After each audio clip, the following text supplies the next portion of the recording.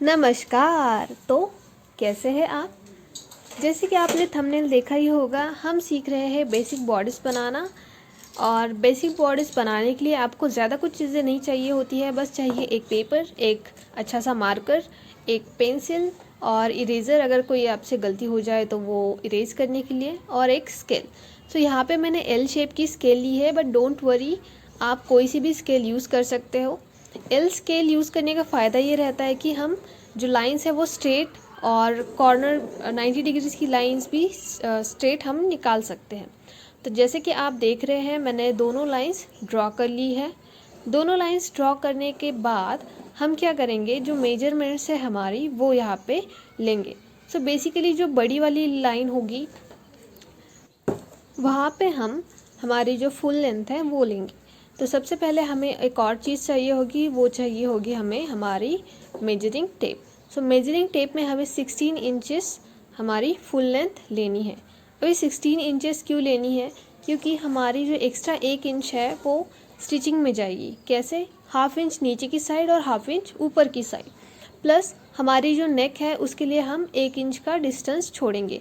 सो हमारी लेंथ हो जाएगी 15 इंचेस। सो 15 इंचेस में हमारी जो लेंथ होगी उसमें भी 1 इंचेस, जैसे मैंने शुरुआत में बताया, हाफ हाफ करके स्टिचिंग में जाएगी। देन हम क्या करेंगे, ऊपर का जो शोल्डर का साइड है वहाँ पे हम एल शेप स्केल से एक और लाइन 2 इंचेस पे ड्रॉ कर लेंगे। ये लाइन आपको 2 इंचेस पे ही ड्रॉ नहीं करनी है, आप रफ लाइन पहले पेंसिल से ड्रॉ कर ले। देन इसी पॉइंट से 2 इंचेस मेजरमेंट लेके हमें इस तरीके से 5 इंचेस पर हमारा शोल्डर मार्क कर लेना है। सो 5 इंचेस आप टेप से मेजरमेंट करके यहाँ पे मार्क कर सकते हैं। ये मार्क करने के बाद आपको मैं एक बार फिर दिखा दूँ, यहाँ पे 2 इंचेस का मैंने नीचे शोल्डर डाउन लिया है एंड 5 इंचेस का यहाँ पे हमने ऐसे इस तरीके से मार्किंग किया है या फिर स्लोप ड्रॉ करा है। इसे हम शोल्डर स्लोप भी बोलते हैं। देन हमें एल स्केल लेनी है या फिर कोई सी भी आप नॉर्मल स्केल ले लें, बस ये ध्यान रहे कि आपकी जो लाइन है वो स्ट्रेट आए। सो यहाँ पे हमने क्या करना है, जो हमने 1 इंच नेक में छोड़ा था वहाँ पे छोटी सी हाफ से थोड़ी सी ज़्यादा लाइन ड्रॉ कर लेनी है। सो हाफ इंच से थोड़ी ज़्यादा लाइन ड्रॉ करने के बाद हमें क्या करना है, फ्रेंच कर्व लेना है, जो कि इस तरीके का होता है, आपको कहीं पे भी मिल जाएगा, या फिर आप हाथ से भी ड्रॉ कर सकते हैं। बस लाइन जो है यहाँ पे हमें नेक की स्मूथ आनी चाहिए। तो इस तरीके से हमने स्मूथ नेक लाइन ड्रॉ कर ली है। इसके बाद हम क्या करेंगे, ये या फिर कोई सी भी नॉर्मल स्केल लेके, इसे पैटर्न मास्टर बोलते हैं बाय द वे, इससे हम जो शोल्डर स्लोप है उसे ड्रॉ कर लेंगे। सो शोल्डर स्लोप ड्रॉ करते समय ध्यान रखिए कि दोनों पॉइंट आपको सही से ड्रॉ करने हैं, और परमानेंट मार्कर से भी आप ये जो ड्राइंग है वो कर सकते हैं, या फिर पॉइंट जॉइनिंग का जो काम है वो कर सकते हैं। इसके बाद हमें हमारी मेजरिंग टेप से फिर एक बार कंफर्म कर लेना है कि हमने जो स्लोप ड्रॉ करा है वो 5 इंच ही है। देन उसके बाद हमें वो फोल्ड करके उसका मिडल पॉइंट यहाँ पे मार्क कर लेना है। सो मिडल पॉइंट मार्क करने के बाद हमें सेम चीज़ हमारी जो फुल लेंथ है वहाँ पे भी करनी है with the help of measuring tape. So measuring tape को आपको नेक की जो नीचे की साइड है वहाँ पे रख के फिर उसे फोल्ड करना है जो वेस्ट की साइड है वहाँ तक, फिर मिडल पॉइंट मार्क कर लेना है। सो मिडल पॉइंट मार्क करने के बाद आपको ऊपर की साइड यानी अपर बस्ट पे 2.5 इंचेस पे मार्क लगाना है, और जो हमारे नीचे की साइड अंडर बस्ट है वहाँ पे 2 इंचेस पे आपको मार्किंग कर लेनी है। ये मार्किंग कर लेने के बाद आपको सीधी लाइनें ड्रॉ कर लेनी है। आपको ये सीधी लाइनें पेंसिल से ड्रॉ करनी है, जिससे कि आपका जो मेजरमेंट्स है एक्चुअल वो आप परमानेंट मार्कर से ड्रॉ करके फिर जो एक्स्ट्रा की लाइनें आपने ड्रॉ करी है पेंसिल से वो आप इरेज भी कर पाए।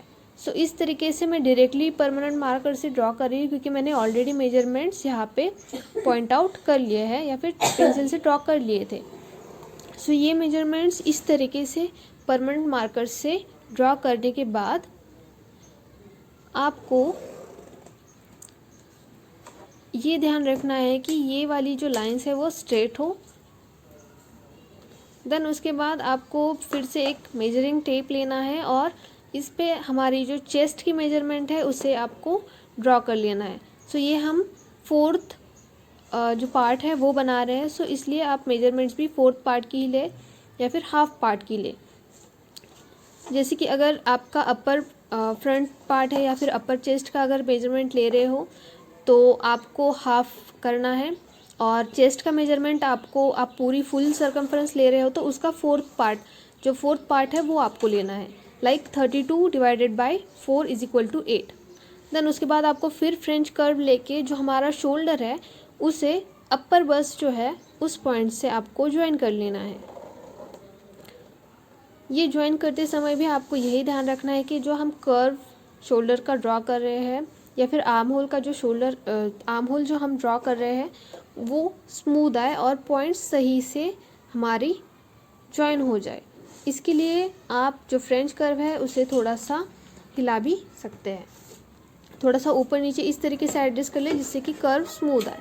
देन हमें क्या करना है, पैटर्न मास्टर ना हो तो भी चलेगा, कोई सी भी नॉर्मल स्केल से हमें एक स्ट्रेट लाइन ड्रॉ कर लेनी है, और ये लाइन भी आपको रफ पेंसिल से ड्रॉ करनी है क्योंकि यहाँ पे भी हमें साइड सीम की मेजरमेंट्स लेनी है। साइड सीम मतलब जो हमारे आर्म होल की नीचे की साइड तक वेस्ट तक का जो मेजरमेंट है वो। तो यहाँ पे हमने साइड सीम ले ली है 7.5 इंचेस की, आप 7.5 टू 8 इंचेस तक साइड सीम ले सकते हैं।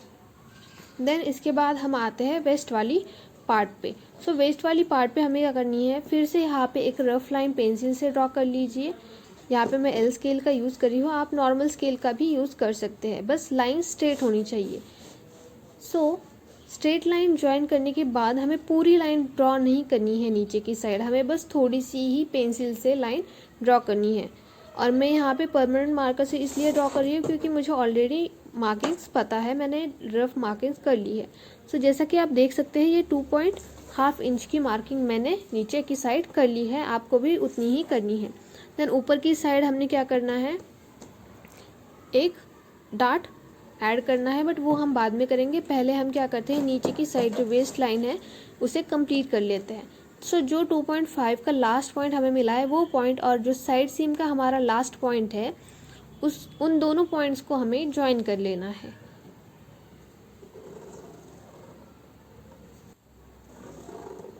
फिर एक बार हम यहाँ पे जो हमारी बची हुई वेस्ट है, मतलब 2.5 इंच माइनस हमारी जो भी वेस्ट है वो हम यहाँ पे सीम साइड की साइड से ड्रॉ कर लेंगे, और बीच में हम 1 इंच का एक डार्ट मार्क कर लेंगे। डार्ट पे भी हम इसका मिडिल पॉइंट निकाल के उस मिडिल पॉइंट से ऊपर की साइड यानी अंडर बस्ट की साइड हम एक स्ट्रेट लाइन ड्रॉ कर लेंगे। स्ट्रेट लाइन ड्रॉ करते टाइम भी मैं ये पैटर्न मास्टर की जो लाइन है उसका यूज़ कर रही हूँ, इससे भी हम 90 डिग्री मतलब शार्प लाइंस या फिर स्ट्रेट लाइंस ड्रॉ कर सकते हैं। आप अपनी नॉर्मल स्केल से भी ये लाइन ड्रॉ कर सकते हैं। और फिर ये स्ट्रेट लाइन ड्रॉ करने के बाद मैंने दोनों कॉर्नर से इन लाइंस को ऊपर की साइड ज्वाइन कर लिया है, जिससे कि हमारा ये डार्ट बन जाता है। ये डार्ट हम क्या करते हैं, जब हम एक्चुअल पैटर्न ड्राफ्टिंग करते हैं या फिर पैटर्न कटिंग करते हैं तो उस टाइम पे हम ये वाला डार्ट जो है वो स्टिचिंग में डाल देते हैं।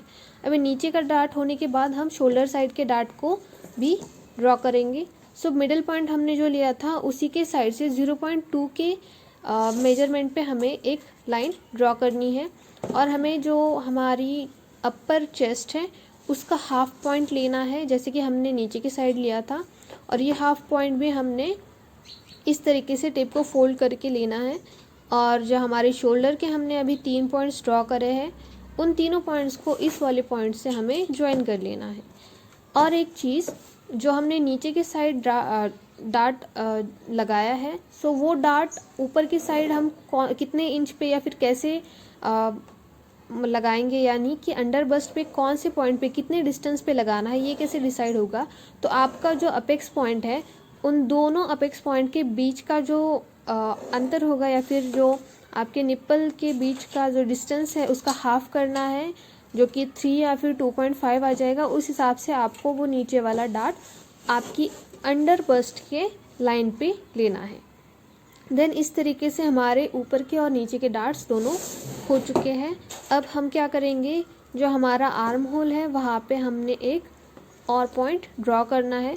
सो यहाँ पे हमने क्या करना है, यहाँ पे 1.5 इंच पे हमें एक निशान लगाना है। 1.5 इंच पे निशान लगाने के बाद हमें इस वाले पैटर्न मास्टर से 90 डिग्री एक बार चेक करना है। तो मैंने इस तरीके से 90 डिग्री एंगल पे मार्क कर लिया, और मैं इस तरीके से पैटर्न मास्टर का यूज़ करते हुए दोनों पॉइंट्स को ज्वाइन कर लूँगी। सो बेसिकली ये पॉइंट हम इसलिए लेते हैं क्योंकि वहाँ पे जो हमने टेढ़ी लाइन ली है वहाँ पे 1 इंच की लाइन होनी चाहिए। अगर वो 1 इंच से कम होता है तो आर्म होल हमारा और अंदर की साइड आएगा। अगर 1 इंच की लाइन थोड़ी आर्म होल से बाहर जा रही है तो आर्म होल हम और बाहर की साइड ड्रॉ करेंगे। इसी तरीके से हमारा पैटर्न बन के रेडी है। Thank you for watching.